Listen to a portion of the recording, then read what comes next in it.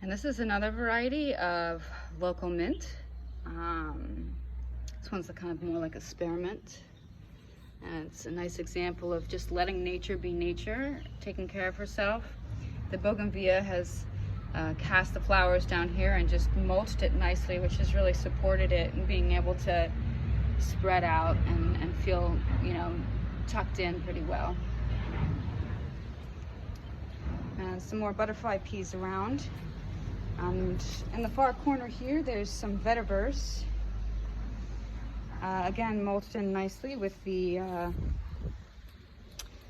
bougainvillea flowers.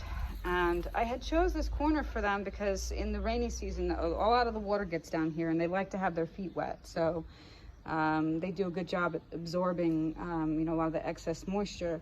However, they don't really get as much sun here to thrive. So I may do a little bit of, moving around of these at some point.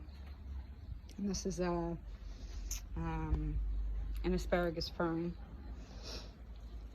Isn't it pretty the way that the bougainvillea flowers just fall down on it? I just sometimes really appreciate the way nature decorates herself.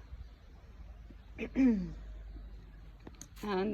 this is a moringa tree, and it's a little bit bare at the moment because I've been pinching off the leaves as they don't really look healthy, but moringa is so vital. In Senegal, they call it never die. So it's quite happy to just be pruned and worked with.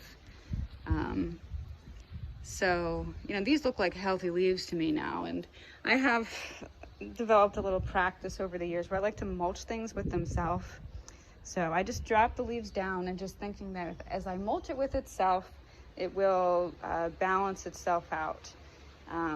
It's something that I came to consider when I was working somewhere where there was a lot of thistles, and learned that if you mulch the thistles into the place where they are, eventually the ground gets to a place where they're not going to produce so many thistles anymore. It's a healthy practice to get into trusting nature, that she knows what she's doing, and the things that we need to help balance her, for the large part, tend to be right where we are if we can be patient enough and have a keen sense of observation. And here we have some Thai basil. So it's going to be interesting to see. I have a few species of basils growing, and I know there's going to be some cross-pollination at some point. So we'll see how it goes.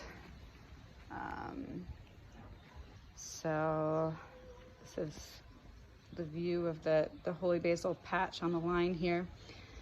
I had this vision of growing them around the spiral, and at some point they kind of were, but then they got really afflicted with the whitefly, and I needed to take the population down. So I just cut everything down to the ground and put a bunch of things into the compost pile, which gets rather hot here. So I've been turning it, just to, gardening alchemy, to turn